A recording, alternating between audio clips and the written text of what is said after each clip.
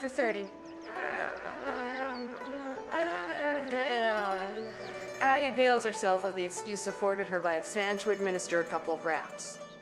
While Chu-Ling traces in an absent frame of mind the outlines of the character Cheyenne, a looker, On appears on the scene. Lin Tai, you herself, for we will now resume our narrative, was also ever since her tiff with Pao-yü full of self-condemnation. Yet as she did not see why she should run after him, she continued day and night, as despondent as she would have been, had she lost something or other belonging to her. Sichuan surmised her sentiments. As regards what happened the other day, she advised her you were, after all, miss, a little too hasty. For if others don't understand the temperament of Pao, news, have you and I, surely also no idea about it. Besides, haven't there been already 1 or 2 rows on account of that very jade? Tai, exclaimed Tai.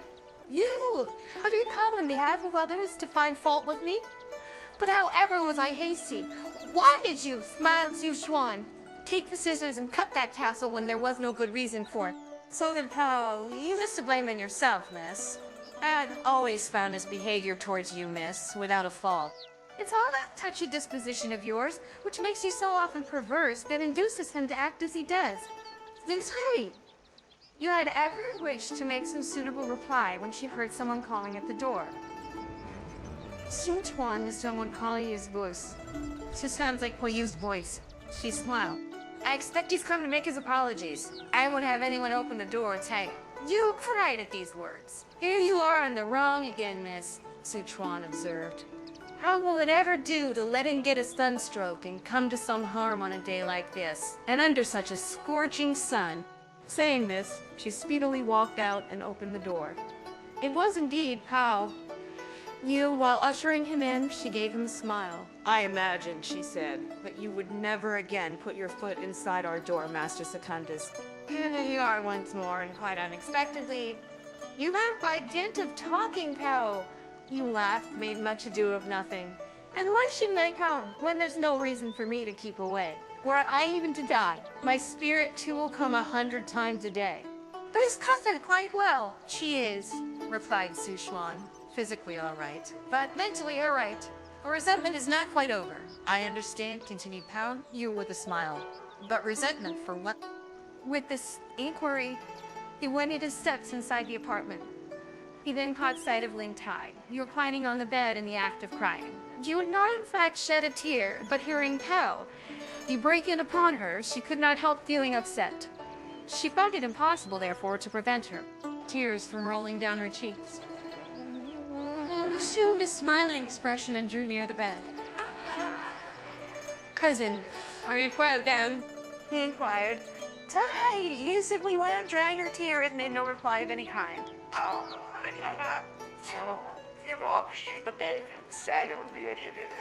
No, you smiled that you're not vexed with me. But had I not come, third parties would have been allowed to notice my absence, and it would have appeared to them as if we had had another quarrel. And had I to wait until they came to reconcile us? Would we not by that time become perfect strangers? It would be better, supposing you wish to beat me or blow me up, that you should please yourself and do so now. What did he do? Don't do it on shoulder. Continuing, he proceeded to call her my dear cousin for several tens of times. You had resolved not to pay any more heed to Pao-yü. When she, however, now heard Pao-yü urged, don't let us allow others to know anything about our having had a quarrel, as it will look as if we had become thorough strangers. It once more became evident to her from this single remark that she was really dearer and nearer to him than any of the other girls, so she could not refrain from saying sobbingly, you needn't have come to chaff me. I couldn't presume henceforward to be on friendly terms with you, Master Secundus. You should treat me as if I were gone. At these words, Pao-yü gave way to laughter. Where are you off to? He inquired. I'm going back home, answered Tai. You, I'll go along with you then, smiled Pao. You, but if I die? Asked you. Well, if you die, rejoined Pao-yü, I'll become a bonze. The moment Tai-yü caught this reply, she hung down her head. You must, I presume, be bent upon dying. You? She cried. What sort of nonsense is this you're talking? You've got so many beloved elder and younger cousins in your family, and how many bodies will you have to go and become bonzes when by and by they all pass away? But tomorrow, tell them about this to judge for themselves when your bodies are. He was himself aware of the fact that this rejoinder had been recklessly spoken, and he was seized with regret. His face immediately became suffused with blushes. He lowered his head and had not the courage to utter one word more.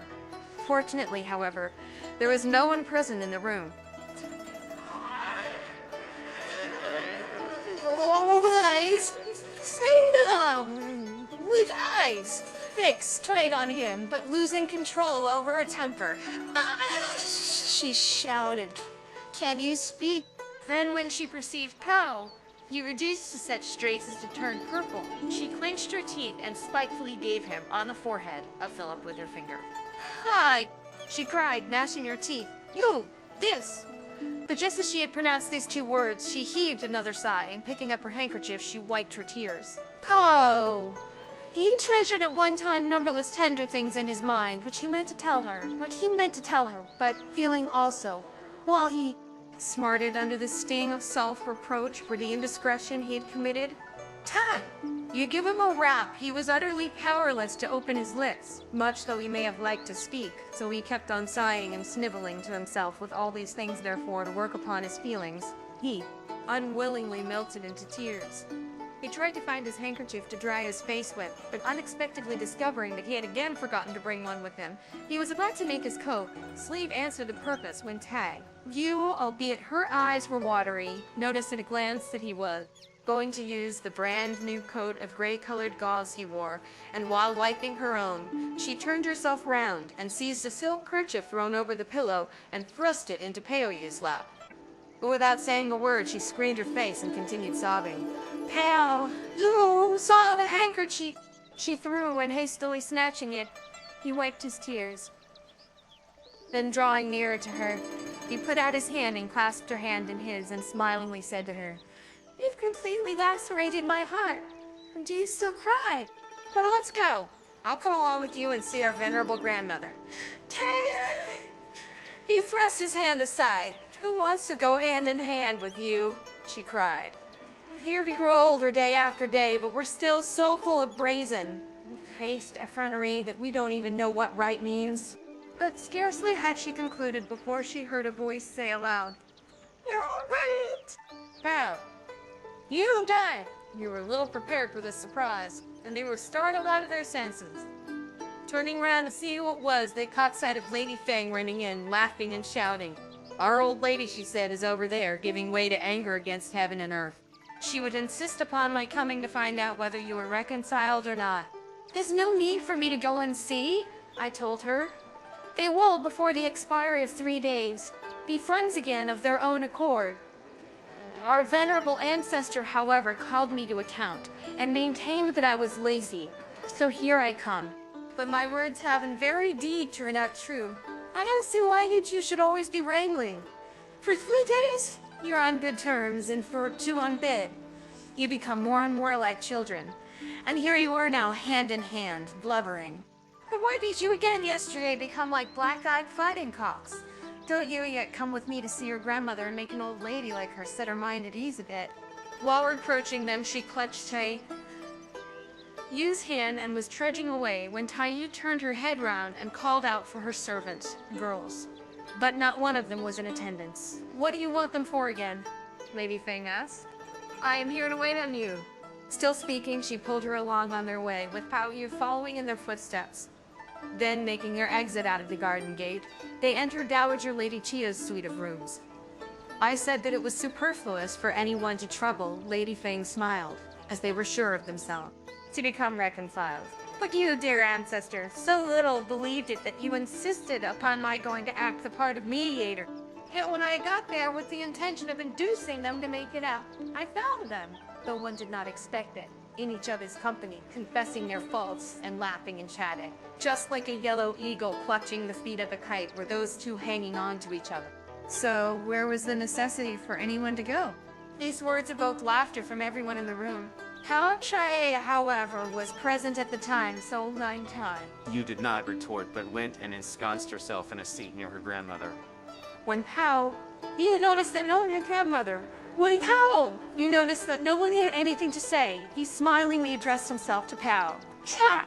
Cousin, so pains. You remarked. Yeah, I failed to go and knock my head before him. Your cousin knows nothing about my having been ill, and it will seem to him that I had no wish to go, and that I brought forward excuses so as to avoid paying him a visit. If tomorrow you find any leisure cousin, do before explain matters for me to him. This is too much punctilioususness. Smiled Pao.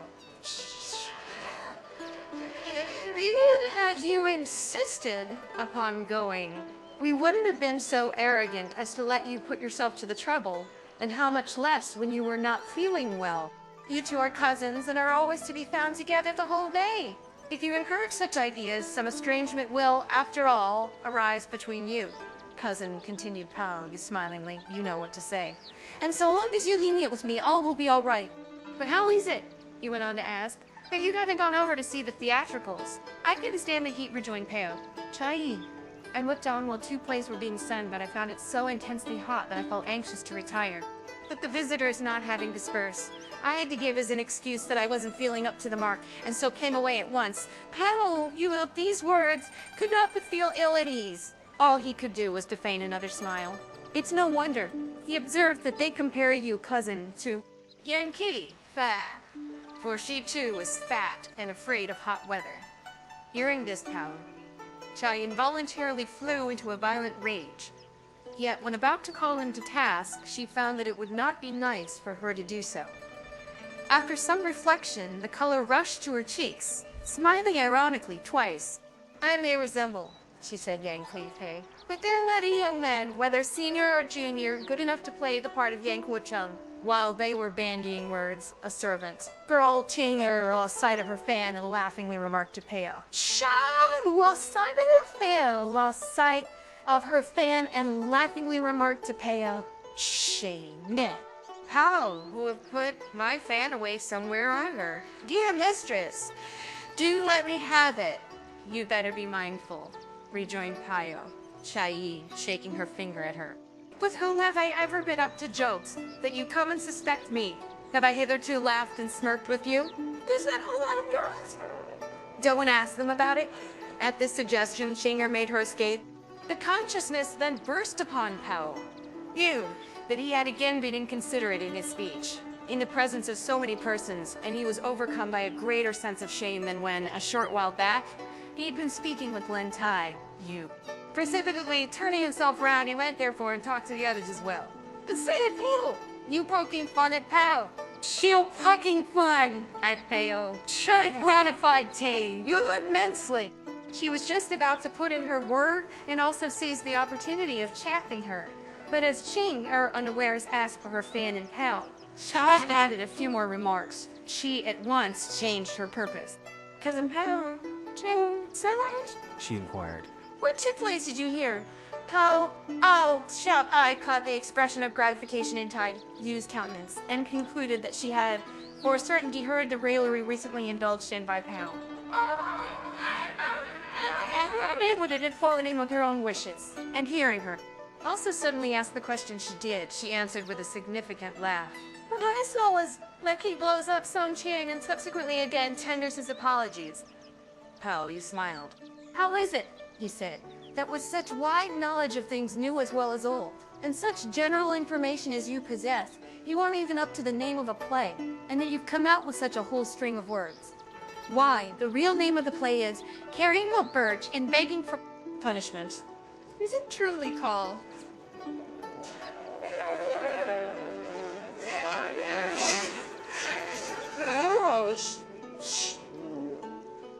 But yet people know all things new and old, so are able to understand the import of carrying a birch and begging for punishment. As for me, I've no idea whatever what carrying a birch and begging for punishment implies.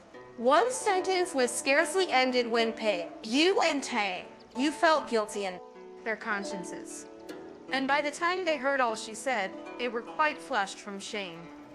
Lady Feng did not, it is true, fathom the gist of what had been said, but at the sight of the expression betrayed on the faces of the three cousins, she readily got an inkling of it. "On this broiling hot day?" she inquired, laughing also. "Who still eats raw ginger?" None of the party could make out the import of her insinuation. "There's no one eating raw ginger," they said.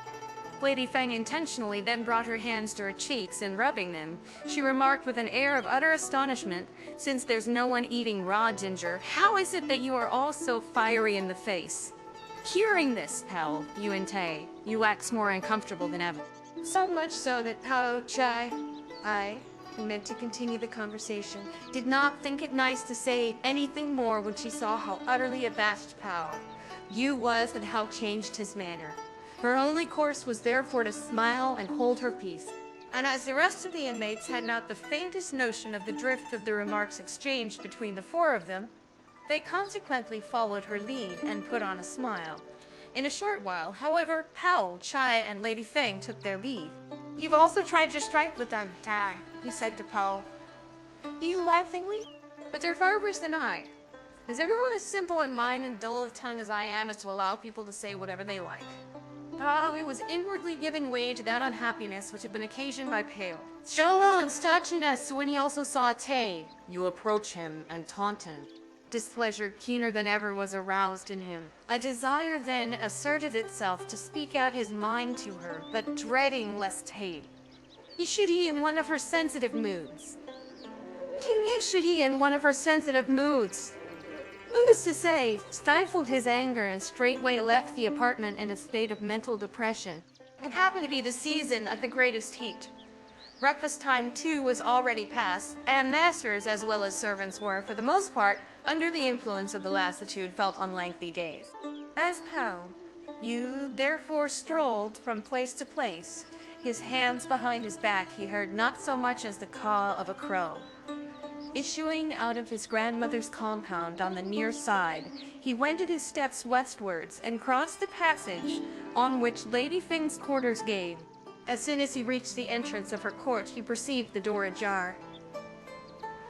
But aware of Lady Feng's habit of taking, during the hot weather, a couple of hours siesta at noon, he did not feel it a convenient moment to intrude. Walking accordingly through the corner door, he stepped into Madame Wang's apartment. Here he discovered several waiting maids dozing with their needlework clasped in their hands. Madame Wang was asleep on the cool couch in the inner rooms. Jin Chuan was sitting next to her, massaging her legs. But she too was quite drowsy, and her eyes were all awry. Yu drew up to her with gentle tread. The moment, however, that he unfastened the pendants from the earrings she wore, Chin Chuan opened her eyes and realized that it was no one than Pao. "You. Are you feeling so worn out?" he smilingly remarked in a low tone of voice. Chin Chuan pursed up her lips and gave him a smile. Then, waving her hand so as to bid him quit the room, she again closed her eyes. Pao, at the sight of her, felt considerable affection for her and unable to tear himself away. So quietly stretching his head forward and noticing that Madame Wang's eyes were shut, he extracted from a purse suspended about his person 4 of the scented snow, mouth pills, with which it was full, and placed it on Chin Chuan. Heirs lips, Chin Chuan. However, did not open her eyes, but simply held the pill in her mouth. Pao-yü then approached her and took her hand in his. "I'll ask you to be a mistress," he gently observed, smiling, "and you and I will live together." To this, Chin Chuan said not a word. "If that won't do, Pao," you continued, "I'll wait for your mistress to wake and appeal to her at once." Chin Chuan distended her eyes wide and pushed Pao-yü. A gold hair, thin, may fall into the well, but remain yours only. Is it possible that you don't even see proverb? But I'll tell you a smart thing. Just you go into East Lodge and you'll find for yourself what Mr. Cha hold to. What's the hurry? If it's yours, it will the spirit of this, the small court. On the anti-yen or up, let them be up to whatever they like. smiled Pao. You! I shall simply stick to your side. But he then saw Madame Wong twist herself round. And give a slap to Qin Chuan. On her. You mean wench? She exclaimed, abusing her while she pointed her finger at her.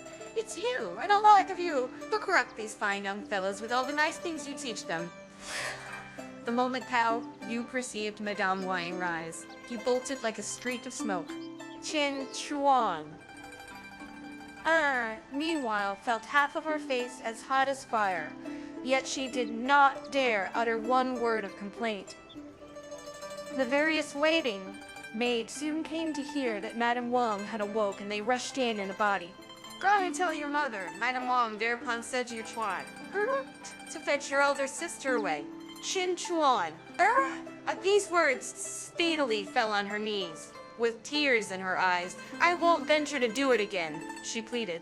If you, madam, wish to flog me or to scold me, do so at once, and as much as you like, but don't send me away. You will thus accomplish an act of heavenly grace. I've been in attendance on your ladyship for about 10 years, and if you now drive me away, will I be able to look at anyone in the face? For Madame Wang was a generous, tender-hearted person, and had at no time raised her hand to give a single blow to any servant. She, however, when she accidentally discovered Qin Chuan, or behaved on this occasion in this barefaced manner, a manner which had all her lifetime been most reprehensible to her, was so overcome by passion that she gave Qin Chuan just one slap and spoke to her a few sharp words. And, albeit Qin Chuan indulged in solicitous entreaties, she would not on any account keep her in her service. At length, Qin Chuan, his mother, Dame Pao, was sent for to take her away. Qin Chuan, therefore, had to conceal her disgrace, suppress her resentment, and quit the mansion. But without any further reference to her, we will now take up our story with Pao-yü. As soon as he saw Madame Wang awake, his spirits were crushed. All alone, he hastily made his way into the Ti-Kuan garden. Here his attention was attracted by the ruddy sun, shining in the zenith, the shade of the trees extending far and wide, the song of the cicadas filling the ear, and by a perfect stillness not even broken by the echo of a human voice. But the instant he got near the trellis with the cinnamon roses, the sound of sobs fell on his ear. Doubts and surmises crept into Pao-yü's mind, so halting at once, he listened with intentness. Then, actually, he discerned someone on the outside of the trellis. This was the 5th moon, the season when the flowers and foliage of the cinnamon roses were in full bloom. Furtively peeping through an aperture in the fence, you saw a young girl squatting under the flowers and digging the ground with a hare. And she held in her hand. As she dug, she silently gave way to tears. Can it be possible, mused Pao, that this girl too is stupid? Can she also be following Pioneer's example and come to enter flowers? Why, if she's likewise really burying flowers, he afterwards went on to smilingly reflect, this can aptly be termed tongue-shaped to imitate a frown, but irony is what she does not original, but it is despicable to boot. You needn't, he meant to shout out to the girl. At the conclusion of this train of thought, try and copy Miss Loin's example. But before the words had issued from his mouth, he luckily scrutinized her a second time, and found that the girl's features were quite unfamiliar to him, that she was no menial, and that she looked like one of the 12 singing maids who were getting up the plays. He could not, however, make out what roles she filled. Scholars, girls, old men, women, or buffoons. He quickly put out his tongue and stopped his mouth with his hand. How fortunate, he inwardly soliloquized, that I didn't make any reckless remark. It was all because of my inconsiderate talk on the last 2 occasions that Pin-er got angry with me in that Pao. I felt hurt. And had I now given him offense also, I would have been in a still more awkward fix. While wrapped in these thoughts, he felt much annoyance at not being able to recognize who she was. But on further minute inspection, he noticed that this maiden, with contracted eyebrows as beautiful as the hills in spring, frowning eyes as clear as the streams in autumn, a face with transparent skin and a slim waist, was elegant and beautiful, and almost the very image of Lin Tai-yü. Hello! Did he not, from the very first, make up his mind to wrench himself away?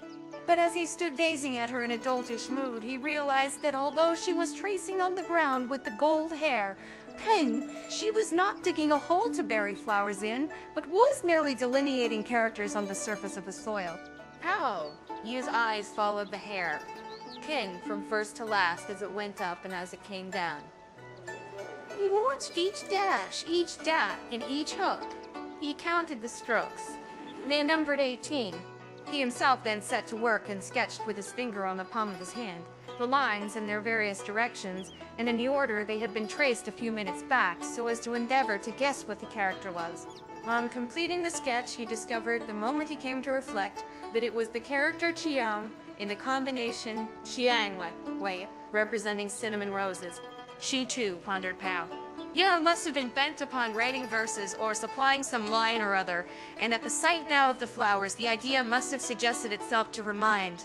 Or it may very likely be that having spontaneously devised a couple, she got suddenly elated and began, for fear it should slip from her memory, to trace it on the ground so as to tone the rhythm. Yet there's no saying. Let me see, however, what she's going to write next. While cogitating, he looked once more. No, it was still tracing. But tracing up or tracing down, it was ever the character Chiang. When he gazed again, it was still the self-same Tianyan. The one inside the fence fell, in fact, from an early stage, into a foolish mood, and no sooner was one Chiang finished than she started with another, so that she had already written several tens of them. The one outside gazed and gazed, until he unwittingly also got into the same foolish mood. Intent with his eyes upon following the movements of the pin, in his mind he communed thus with his own thoughts. This girl must for a certainty have something to say, or some unspeakable momentous secret that she goes on like this. But if outwardly she behaves in this wise, who knows what? Anguish she may suffer at heart, and yet, with a frame to all appearances so very delicate, how could she ever resist much inward anxiety? Woe is me that I'm unable to transfer some part of her burden onto my own shoulders. In midsummer, cloudy and bright weather are uncertain. A few specks of clouds suffice to bring about rain. Of a sudden, a cold blast swept by, and tossed about by the wind fell a shower of rain. Pao-yu perceived that the water trickling down the girl's head saturated her gauze attire in no time. It's pouring Pao. Yu debated within himself, and how can a frame like hers resist the brunt of such a squall? Unable, therefore, to restrain himself, he vehemently shouted, "Leave off right! See it! It's pouring. You're wet through." The girl caught these words and was frightened out of her wit. Raising her head, she at once descried someone or other standing beyond the flowers and calling out to her. Leave off writing. It's pouring, but as Pao-yu was, firstly, of handsome appearance, and as secondly, the luxuriant abundance of flowers and foliage screened with their boughs, thick-laden, with leaves, the upper and lower part of his person, just leaving half of his countenance exposed to view, the maiden simply jumped at the conclusion that he must be a servant girl, and never for a moment dreamt that it might be Pao. Many thanks, sister, for recalling me to my senses. She consequently smiled. Yet is there forsooth anything outside there to protect you from the rain? This single remark proved sufficient to recall Pao to himself, with an exclamation of anger. Yet he at length became conscious that his whole body was cold as ice. Then, drooping his head, he realized that his own person too was drenched. This will never do, he cried, and with one breath he had to run back into the eye-hung court. His mind, however, continued much exercised about the girl, as she had nothing to shelter her from the rain. As the next day was the Dragon Boat Festival. When Kwan and the other singing girls, 12 in all, were given a holiday, so they came into the garden and amused themselves by roaming everywhere and anywhere and anywhere. As luck would have it, the two girls, Pao and Kwan, who filled the role of young men, and Yu Kwan, who represented young women, were in the Ai-hang court enjoying themselves with He Zhen. When rain set in and they were prevented from going back, so in a body they stopped up the drain to allow the water to accumulate in the yard. Then, catching those that could be caught and driving those that had to be driven, they laid hold of a few of the green-headed ducks, variegated marsh birds, and colored mandarin ducks, and tying their wings, they let them loose in the court to disport themselves. Closing the court, He Zhen and her playmates stood together under the veranda and enjoyed the fun. How? Neither found the entrance shut. You need a rap at the door. But as everyone inside was bent upon laughing, they naturally did not catch the sound, and it was only after he had called and made a noise by thumping at the door that they at last heard, imagining, however, that, "Oh, you cannot be coming back at that hour," Si-jin shouted, laughing. "Who's it now knocking at the door?" "There's no one to go and open." "It's I. You're trying, pal. You.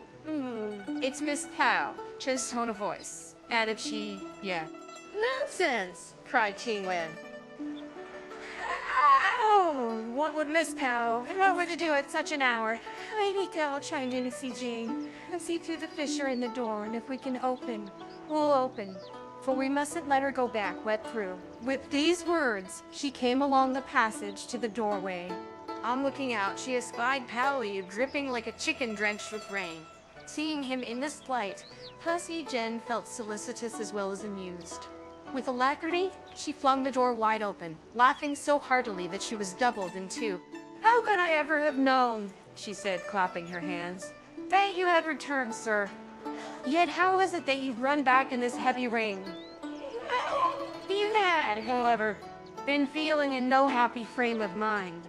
He had fully resolved within himself to administer a few kicks to the person who came to open the door so soon as it was unbarred. He did not try to make sure who it was, but under the presumption that it was one of the servant, or else he raised his leg and gave her a kick on the side.